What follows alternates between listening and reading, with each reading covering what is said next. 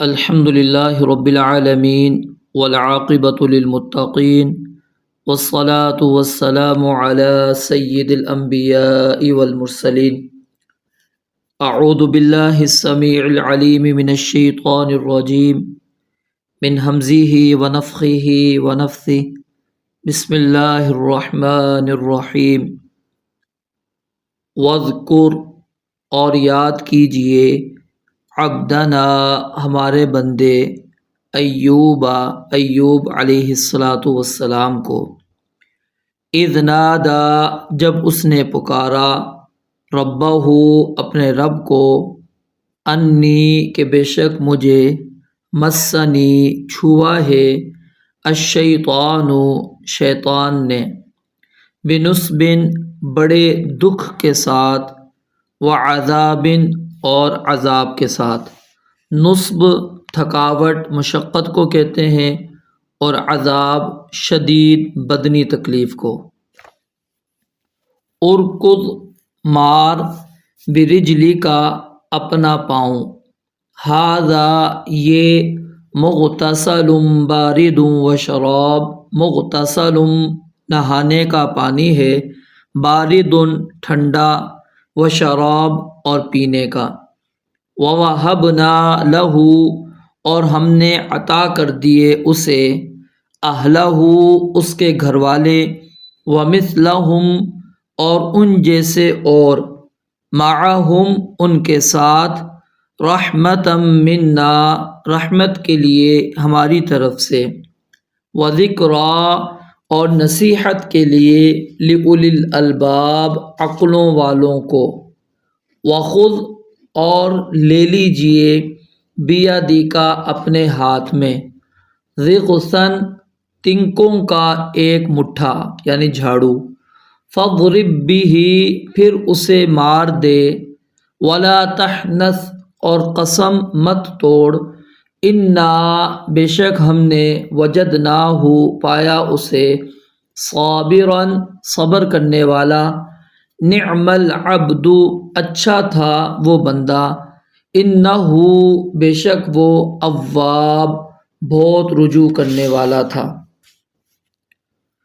سیدنا ایوب علیہ السلام کا تذکرہ قرآن مجید کی 4 صورتوں میں آیا ہے، سورۃ النساء، سورۃ الانعام، سورۃ الانبیاء اور سورہ صاد۔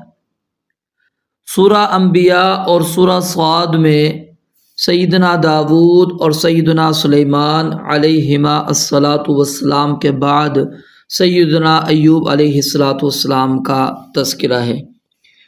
اس کے اندر علماء نے ایک بات نقل کی ہے کہ سیدنا داود علیہ السلام اور سلیمان علیہ السلام کی آزمائش ان نعمتوں کے ساتھ ہوئی تھی جن پر شکر کرنا واجب تھا، اور ایوب علیہ السلام کی آزمائش ایسی تکالیف کے ساتھ ہوئی تھی جن پر صبر کرنا لازم تھا۔ اور حقیقت یہی ہے کہ شکر اور صبر یہ لازم ملزوم ہے۔ صبر وہی کر سکتا ہے جو شاکر ہو اور شکر وہی کرتا ہے جو صابر ہو۔ بے صبرہ شاکر نہیں ہوتا اور ناشکرہ صابر نہیں ہوتا۔ تو اس لیے اللہ رب العالمین نے ان کے واقعات کو ایک دوسرے کے پیچھے سورۃ الانبیاء اور سورہ صاد کے اندر ذکر کیا ہے۔ سیدنا ایوب علیہ السلام کے بارے میں اختلاف ہے کہ وہ عربی تھے یا اسرائیلی تھے، اور ان کے زمانے کے بارے میں بھی اختلاف ہے۔ بعض سیدنا داود اور سیدنا سلیمان علیہما السلام کے زمانے کا ان کو فرد کہتے ہیں، اور بعض جو ہیں سیدنا موسیٰ علیہ السلام کے بعد کا ان کو فرد کہتے ہیں، اور بعض ان سے پہلے کا فرد ان کو قرار دیتے ہیں۔ قصص القرآن کے نام سے ایک کتاب ہے مولانا حفظ الرحمان کی، انہوں نے اس پر تفصیلاً بحث کی ہے، اور وہ اس نتیجے پر پہنچے ہیں کہ سیدنا ایوب علیہ السلام کا زمانہ سیدنا موسیٰ علیہ السلام اور سیدنا اسحاق اور یعقوب علیہما السلام کے درمیان ہے، اور تقریباً 1500 قبل میلاد یا 1300 قبل میلاد کے مابین ہے۔ امام ابن حجر رحمۃ اللہ علیہ نے ان کا سلسلہ نسب اس انداز کے اندر ذکر کیا ہے: ایوب بن ساری بن رغوال بن عیسو بن اسحاق بن ابراہیم، اور بعض نے ان ناموں میں پھر کچھ اختلاف کیا اور ایک واسطے کا اضافہ بھی نقل کیا ہے۔ یہ بھی کہا گیا ہے کہ ان کے والد جو ہیں اس دن مسلمان ہو گئے تھے جب سیدنا ابراہیم علیہ السلام کو آگ میں ڈالا گیا تھا، لیکن یہ بات درست نہیں ہے، کیونکہ قرآن مجید سے یہ بات معلوم ہوتی ہے کہ ابراہیم علیہ السلام کو اس واقعے کے بعد اللہ تعالیٰ نے اولاد سے نوازا تھا۔ اور امام ابن جوزی رحمۃ اللہ علیہ اور امام ابن عساکر نے کہا ہے کہ ان کی والدہ سیدنا لوط علیہ السلام کی بیٹی تھی، اور ان کی اہلیہ حضرت یعقوب علیہ السلام کی بیٹی تھی جن کا نام رحمت تھا۔ بعض نے یہ بھی کہا کہ ان کا نام لیا بنت یعقوب تھا، اور یہ بھی کہا گیا کہ رحمت بنت میشا بن یوسف یا رحمت بنت افراہیم بن یوسف تھا۔ اس میں اور بھی کئی اقوال منقول کیے گئے۔ تو ان ساری باتوں سے یہ بات معلوم ہو جاتی ہے کہ سیدنا ایوب علیہ السلام کا زمانہ سیدنا موسیٰ علیہ السلام سے پہلے ہے، اور حضرت ابراہیم علیہ السلام کی قریبی اولاد میں سے ہیں۔ اللہ تعالیٰ نے انہیں بکثرت آل و اولاد، مال و دولت عطا فرما رکھی تھی، اور اس کی ذریعے سے ہی اللہ تعالیٰ نے ان کا امتحان لیا اور اس میں وہ کامیاب بھی ہوئے۔ پھر ان کی عمر کے متعلق آتا ہے کہ 93 سال ان کی عمر تھی۔ امام حافظ ابن حجر رحمۃ اللہ علیہ کا خیال یہ ہے کہ بیماری سے صحت یابی کے بعد وہ 10 سال زندہ رہے، اور بعض نے کہا کہ ان کی اہلیہ نے عرض کی کہ آپ صحت کے لیے دعا کیوں نہیں کرتے؟ فرمایا کہ میں 70 سال صحیح سالم رہا ہوں، کیا اب 7 سال بھی صبر نہ کروں؟ تو اب ان کی اس بیماری کے متعلق بھی یہ بات آتی ہے کہ یہ بیماری کتنا عرصہ ان کو لگی رہی ہے۔ بعض نے سیدنا ایوب علیہ السلام کی بیماری کی، پہلے یہ بات سمجھ لیجئے کہ ایوب علیہ السلام کو کس قسم کی بیماری لاحق ہوئی تھی۔ قرآن مجید کے اسلوب سے صرف اتنی سی بات معلوم ہوتی ہے کہ وہ کوئی شدید قسم کی بیماری تھی، لیکن اس کی تفصیل ہمیں کسی بھی صحیح حدیث سے نہیں ملتی۔ جتنی بھی روایات ملتی ہیں وہ ساری کی ساری اسرائیلی روایات ہیں۔ اسرائیلی روایات سے اس کی یعنی وضاحت ملتی ہے۔ ہاں، ایک روایت بیان کی جاتی ہے جس کے راوی ہیں سیدنا انس بن مالک رضی اللہ تعالیٰ عنہ۔ اس حدیث کی روایت کے اندر اختلاف بھی موجود ہے، بعض نے اس کو موقوف قرار دیا، بعض نے اس کو مرفوع قرار دیا، اور بعض نے کہا کہ یہ درست نہیں ہے روایت، یہ ثابت نہیں ہے۔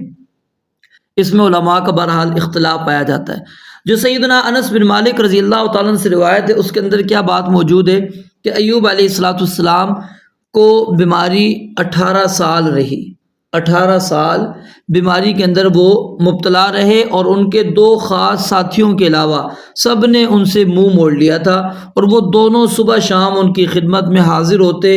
ایک دن دونوں میں سے ایک نے اپنے دوسرے ساتھی سے کہا کہ ایوب علیہ السلام سے کوئی ایسا گناہ سرزد ہوا ہے جو دنیا میں کسی اور نے نہیں کیا۔ اس نے کہا وہ کیا ہے؟ اس نے کہا یہ تو پتہ نہیں، بہرحال 18 سال سے یہ مصیبت میں مبتلا ہیں، اللہ تعالیٰ نے ان پر کوئی رحم نہیں کیا اور ان کا دکھ دور نہیں کیا۔ تو دوسرا شخص جب وہ شام کو وہ آیا سیدنا ایوب علیہ السلام کے پاس، وہ صبر نہ کر سکا اور اس نے اپنے ساتھی کی بات ان سے کہہ دی۔ تو سیدنا ایوب علیہ السلام نے کہا مجھے نہیں معلوم کہ تم کیا کہتے ہو، البتہ اللہ تعالیٰ خوب جانتا ہے کہ جب میں 2 آدمیوں کو لڑتے جھگڑتے دیکھتا، وہ دونوں اپنے جھگڑے میں اللہ تعالیٰ کا ذکر کرتے، تو مجھے یہ بات ناگوار گزرتی کہ میں دونوں میں سے ایک کو مجرم قرار دے دوں، کیونکہ حالانکہ دونوں ہی اللہ تعالیٰ کا نام لے رہے ہوتے تھے۔ میں گھر آ کر ان کی طرف سے کفارہ دے کر ان کا جھگڑا ختم کروا دیتا تھا، تو اللہ تعالیٰ کا نام صرف سچی بات ہی میں ہونا چاہیے۔ تو سیدنا ایوب علیہ السلام قضاء حاجت کے لیے گھر سے باہر جایا کرتے تھے، جب فارغ ہوتے تو اٹھنے کی سکت ان کے اندر نہیں ہوتی تھی، تو ان کی زوجہ محترمہ جو ہے انہیں اٹھا کر لے آتی تھی۔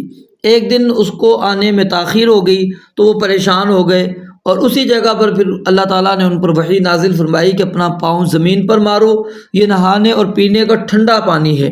پھر کچھ دیر بعد زوجہ محترمہ آئیں تو کیا دیکھتی ہیں کہ ان کی مصیبت دور ہو گئی ہے اور وہ خوبصورت نورانی چہرے سے ہیں، اور وہ انہیں پہچان نہ سکیں۔ بولی اللہ آپ پر برکت فرمائے، یہاں اللہ کے نبی تکلیف میں مبتلا تھے، آپ نے انہیں دیکھا ہے؟ اللہ کی قسم جب وہ تندرست تھے تو بالکل آپ جیسے تھے۔ انہوں نے فرمایا وہ میں ہی ہوں۔ تو اس حدیث کو امام ابن حبان رحمۃ اللہ علیہ کا اپنی صحیح میں اور حافظ ضیاء مقدسی کا المختارہ میں ذکر کرنا، یہ اس بات کو واضح کرتا ہے کہ ان کے نزدیک یہ روایت صحیح تھی۔ اور امام حاکم رحمۃ اللہ علیہ نے اس کو شرط شیخین پر کہا ہے، لیکن نافع بن یزید صحیح بخاری کا راوی نہیں ہے، تو اس لیے اس کو شرط مسلم تو ہم کہہ سکتے ہیں۔ اور امام ابو نعیم نے فرمایا کہ یہ غریب ہے اور اس کے راوی بالاتفاق عادل ہے۔ علامہ حیثمی رحمۃ اللہ علیہ نے کہا ہے کہ بزار کے راوی الصحیح کے راوی ہیں۔ حافظ ابن حجر رحمۃ اللہ علیہ نے فرمایا کہ حضرت ایوب علیہ السلام کے قصے میں سب سے اصح وہ روایت ہے جسے امام ابن ابی حاتم، ابن جریر نے روایت کیا ہے، ابن حبان نے اور حاکم نے اس کو صحیح کہا ہے۔ پھر حافظ ابن حجر رحمۃ اللہ علیہ نے ایک روایت بھی نقل کی ہے کہ بیماری کی مدت کے متعلق کہ وہ 13 سال رہی، بعض نے 7 سال، بعض نے 3 سال، لیکن امام ابن حجر رحمۃ اللہ علیہ نے 13 سال والی روایت کو صحیح قرار دیا ہے۔ تو صحیح بات جو ہے وہ یہی ہے کہ 18 سال مدت ہے، جس کو مستدرک حاکم میں سعید بن حکم عن نافع کی روایت میں 15 سال ذکر کیا گیا ہے، لیکن وہ روایت بھی صحیح نہیں، وہ کسی راوی کا وہم ہے۔ حافظ مقدسی نے ذکر کیا ہے کہ امام زہلی جو ہیں انہوں نے بھی یہی روایت سعید بن حکم سے 18 سال ہی کی نقل کی ہے۔ تو بہرحال اس روایت کے اندر اختلاف بھی پایا جاتا ہے، اور اس روایت کو بعض علماء، جیسا کہ میں نے آپ کو بتایا کہ وہ ضعیف قرار دیتے ہیں اور اس کے اندر کچھ علتیں بیان کرتے ہیں جس کی وجہ سے اس کو ضعیف قرار دیا گیا۔ اس پر تفصیلی بحث آپ نے پڑھنی ہو تو شیخ حافظ ارشاد الحق اثری حفظہ اللہ، ان کی جو تفسیر سورۃ صاد ہے اس کے اندر انہوں نے اس پر بحث کی ہے۔ اور اسی طرح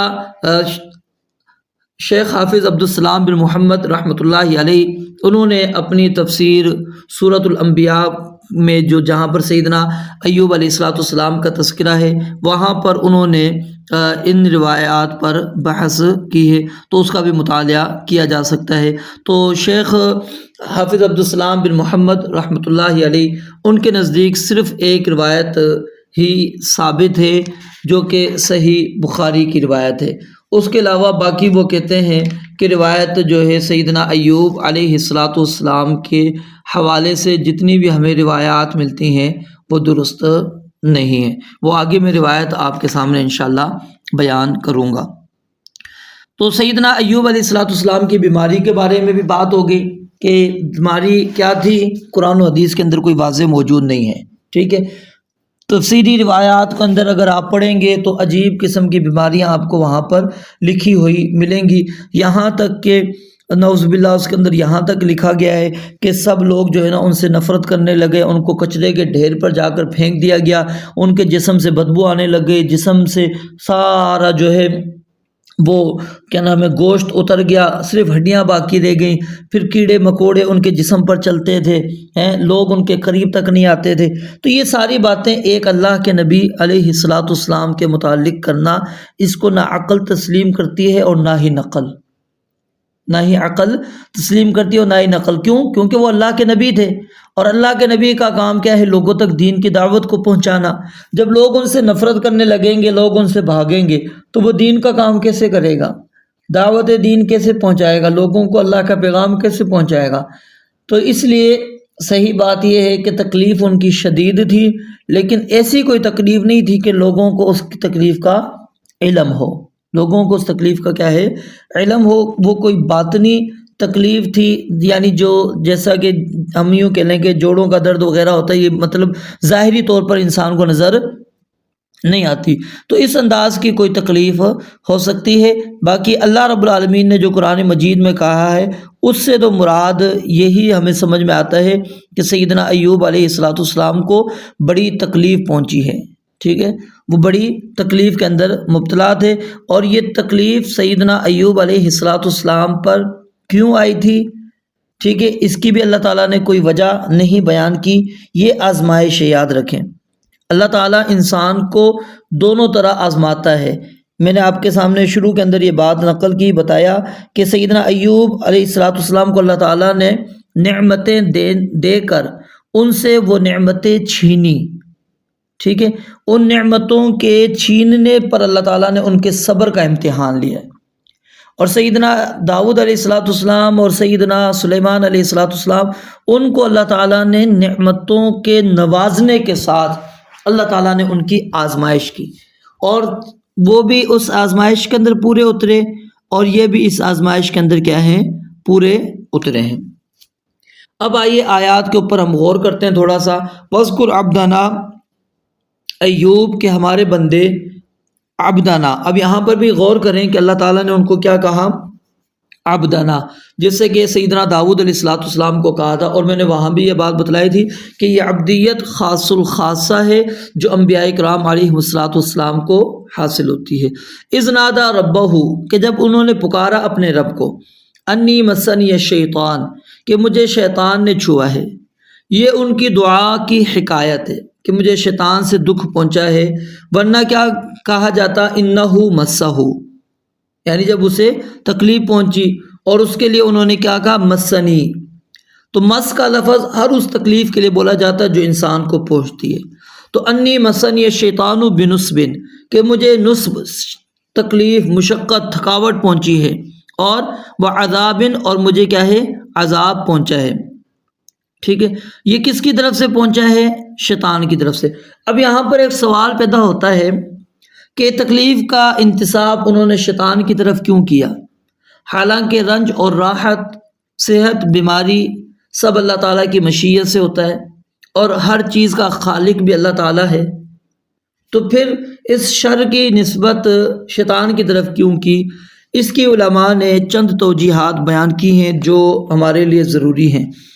پہلی توجیہ یہ ہے کہ سیدنا ایوب علیہ السلام بیماری میں مبتلا تو تھے ہی، ان کا مال و متاع بھی اس آزمائش میں ختم ہو گیا تھا، اور انہیں جو صدمہ ہوا تھا، اور اس سے بڑھ کر صدمہ کیا تھا کہ شیطان ان کے دل میں وسوسے ڈالنے لگا کہ اگر تمہارا معبود ایک ہے، تمہارا دین سچا ہے، پھر تمہاری اطاعت گزاری سے نعمتوں میں اضافہ ہونا چاہیے تھا، یہ تو یہاں تو تمہاری ساری نعمتیں تم سے چھن گئیں، اور پھر خود بھی تم مہلک بیماری کے اندر مبتلا ہو گئے ہو۔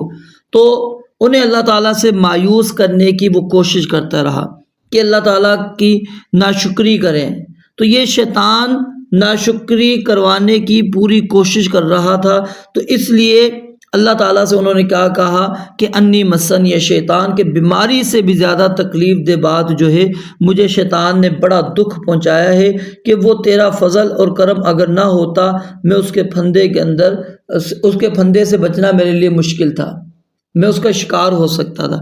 اور اسی طرح کی بات سیدنا یوسف علیہ السلام نے کہی تھی، وَإِلَّا تَصْرِفْ عَنِّي كَيْدَهُنَّ أَصْبُ إِلَيْهِنَّ وَأَكُن مِّنَ الْجَاهِلِينَ، تو یعنی اللہ تعالیٰ سے شیطان کے وساوس سے بچنے کی انہوں نے التماس کی۔ دوسری توجیہ علماء نے یہ بیان کی ہے کہ تمام افعال کا خالق اللہ تعالیٰ ہے، وہ چاہے ایمان ہے، چاہے کفر ہے، اطاعت ہے، معصیت ہے، صحت ہے، بیماری ہے، رنج ہے، راحت ہے، ان تمام کا خالق کون ہے؟ اللہ تعالیٰ ہے۔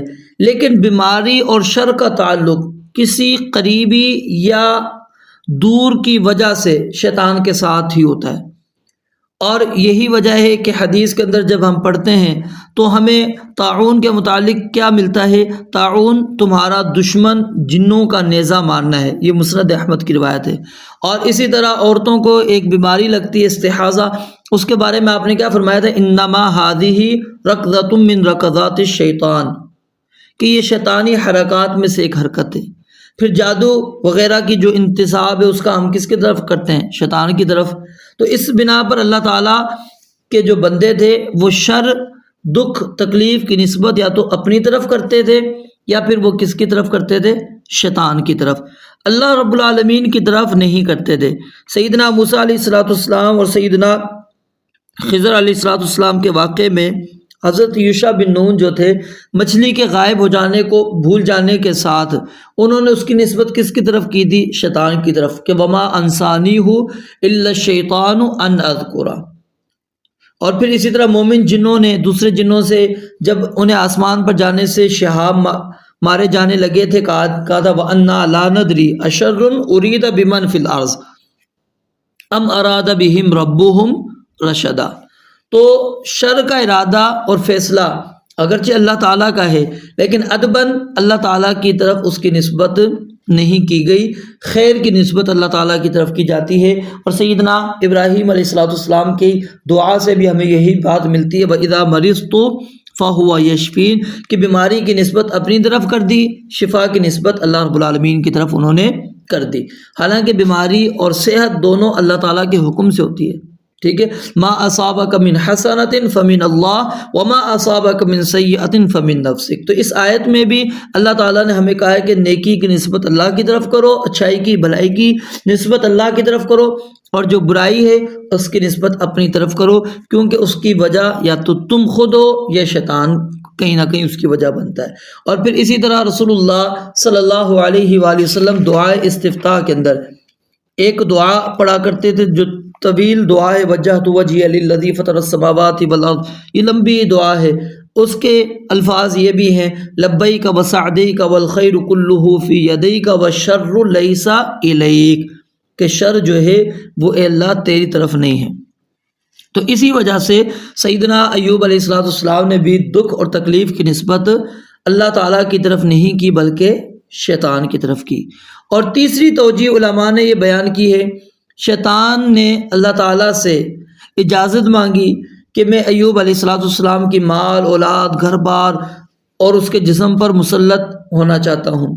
اللہ تعالیٰ نے کہا تجھے اجازت ہے، تو اس نے ان کا مال، اولاد سب کچھ تباہ کر دیا۔ ایوب علیہ السلام کو ایسی مہلک بیماری میں مبتلا کر دیا کہ لوگ ان سے نفرت کرنے لگ گئے، ٹھیک ہے۔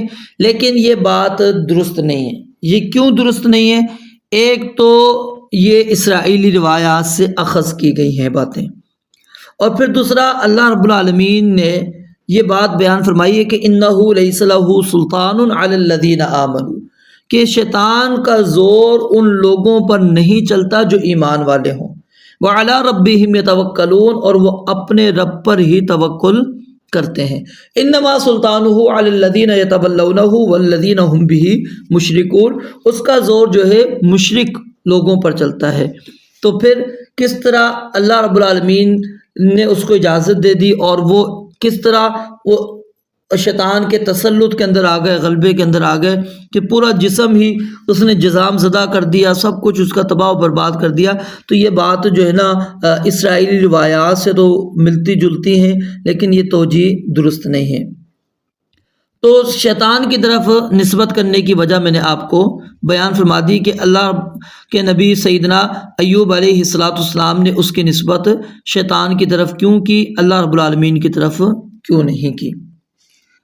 ارکض برجلک، اللہ رب العالمین نے یہاں پر سیدنا ایوب علیہ السلام کو حکم دیا کہ اپنا پاؤں مارو۔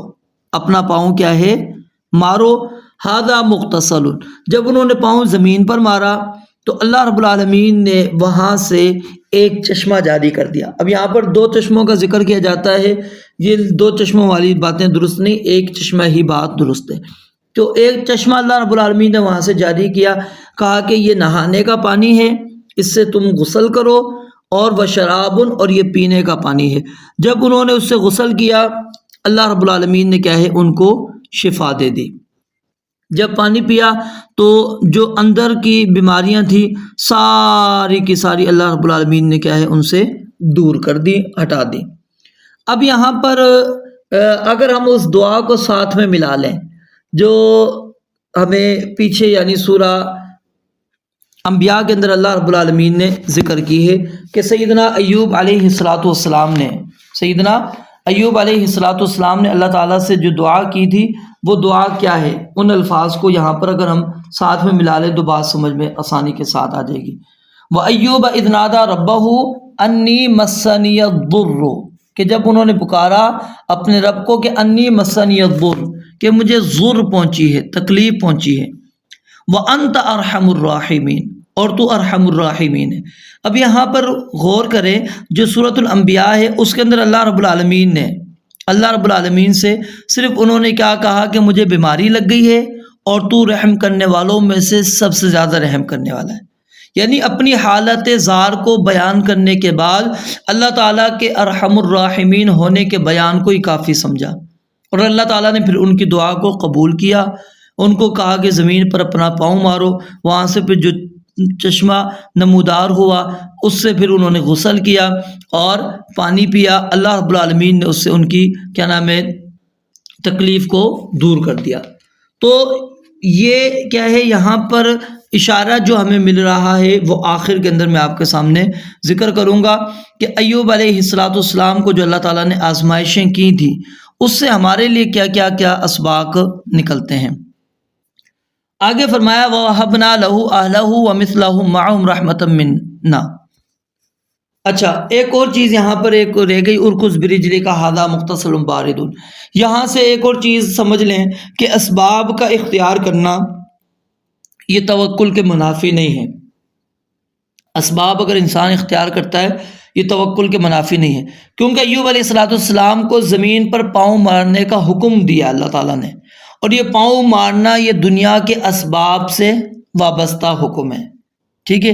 اگر اللہ تعالیٰ چاہتے تو ایوب علیہ السلام کو زمین پر پاؤں مارنے کا حکم نہیں دیتے اور اپنے ارادے سے ہی انہیں شفا دے دیتے، ٹھیک ہے۔ جیسا کہ سیدہ مریم علیہ السلام نے عیسیٰ علیہ السلام کو جنا تو ان کی خوراک کے لیے اللہ رب العالمین نے پکی ہوئی تازہ کھجوریں عطا کر دی، لیکن اس کے لیے حکم کیا دیا ان کو کہ آپ نے کھجور کے تنے کو ہلانا ہے، ٹھیک ہے۔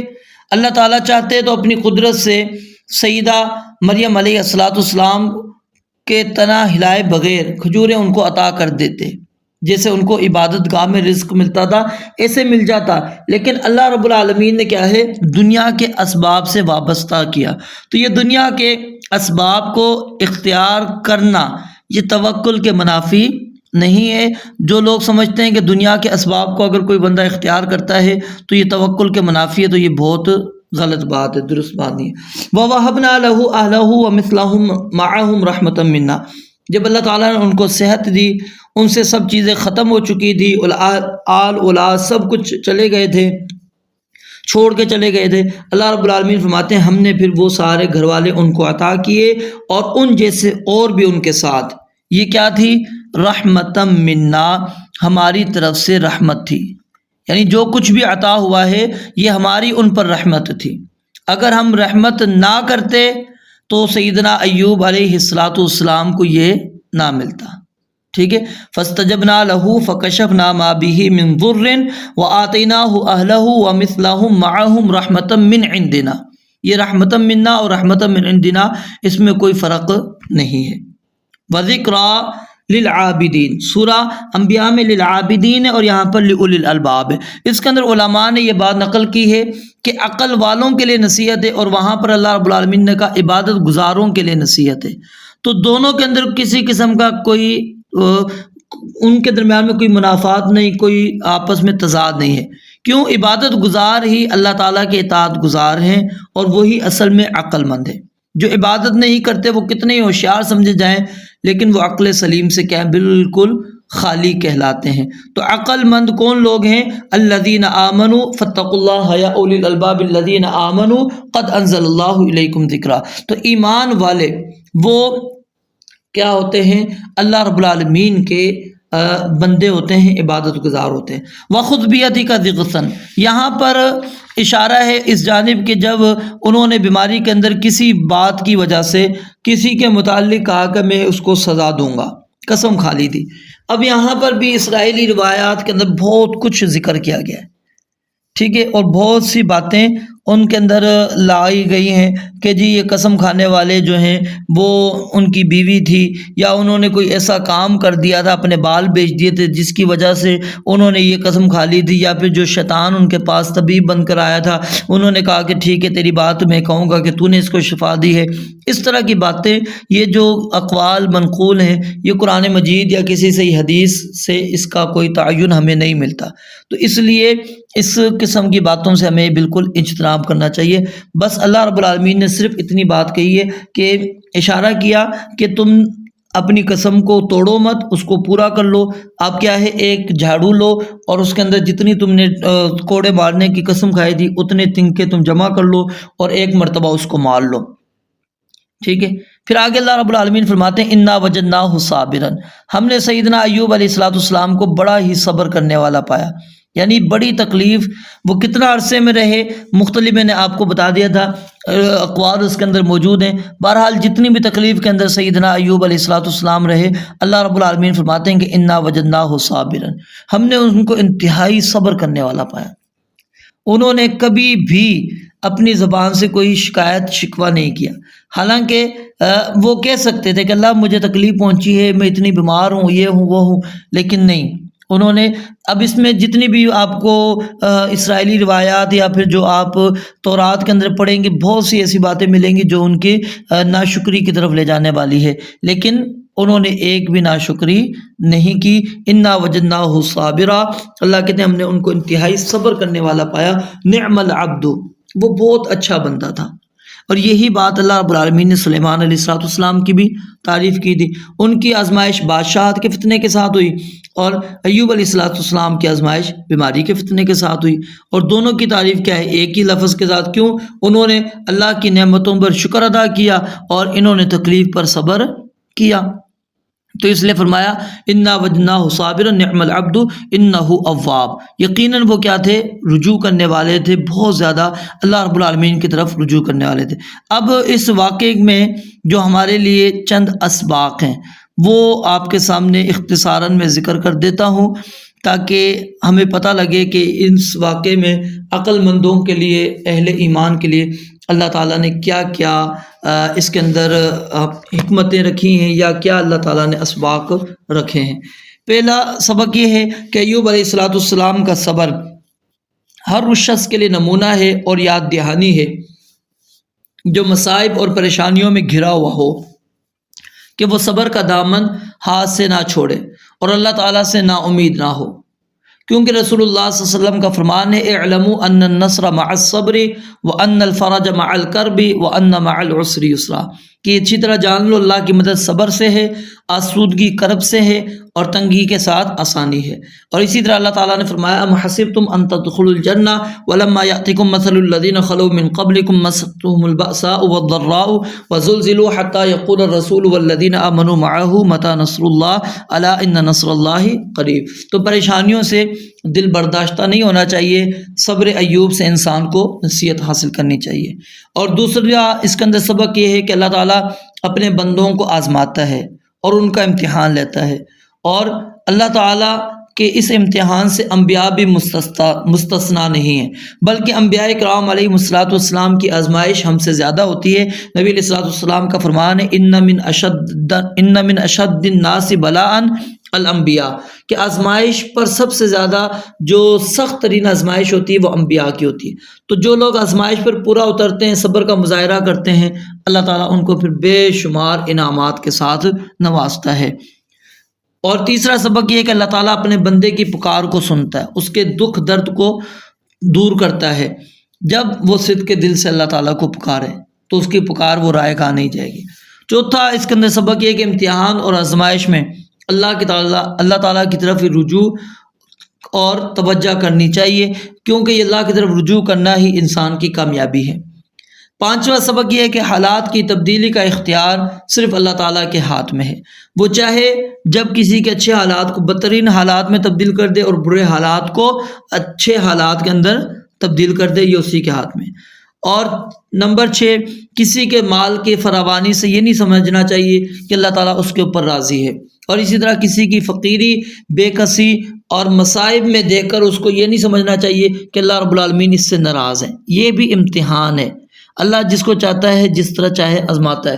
داؤد اور سلیمان علیہ السلام کو اللہ تعالیٰ نے آزمایا سلطنت اور مال دے کر. ایوب علیہ السلام کو بیماری میں مبتلا کر کے آزما لیا، کیونکہ دنیا دار الامتحان ہے. فَأَمَّا الْإِنسَانُ إِذَا مُبْتَلَاهُ رَبُّهُ فَأَكْرَمَهُ وَنَعَّمَهُ فَيَقُولُ رَبِّي أَكْرَمَنِ وَأَمَّا إِذَا مُبْتَلَاهُ فَقَدَرَ عَلَيْهِ رِزْقَهُ فَيَقُولُ رَبِّي أَهَانَ. جب اللہ آزماتے ہیں وہ کہتا ہے میرے رب نے میری عزت کی. معلوم عطا دیا نا، کہتا ہے میرے رب نے میری عزت کی، انعامات دیے. اور جب اللہ اس کا رزق تنگ کر دیتے ہیں کہتا ہے ربی آہانا، میرے رب نے مجھے ذلیل کر دیا. حالانکہ یہ آزمائش ہوتی ہے. وَنَبْلُوكُمْ بِالشَّرِّ وَالْخَيْرِ فتنہ، ہم تمہیں اچھے اور برائی میں مبتلا کر کے دونوں طرح ہم آزمائیں گے. ساتویں بات یہاں سے جو بات ثابت ہوتی ہے وہ کیا ہے کہ اللہ کے دوست وہ نہیں ہوتے جو صرف نعمتوں میں اللہ کو یاد رکھتے ہیں، بلکہ وہ دوست ہوتے ہیں جو فراوانی، تنگی، مصیبت، ہر حال میں اللہ رب العالمین کو یاد رکھتے ہیں. جو آزمائش کسی انسان پر آتی ہے تو اس سے اس کے دوستوں کی بھی آزمائش ہوتی ہے کہ ان کی وفاداری کا پتہ چلتا ہے کہ دوست وہ نہیں ہوتا جو آسودگی میں تو دوست بنا رہے اور پریشانی کے اندر اس کا ہاتھ چھوڑ کر چلا جائے.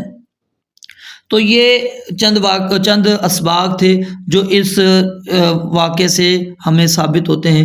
رب العالمین سے دعا ہے اللہ تعالیٰ سمجھنے عمل کرنے کی توفیق عطا فرمائے. وآخر دعوانا الحمد للہ رب العالمین.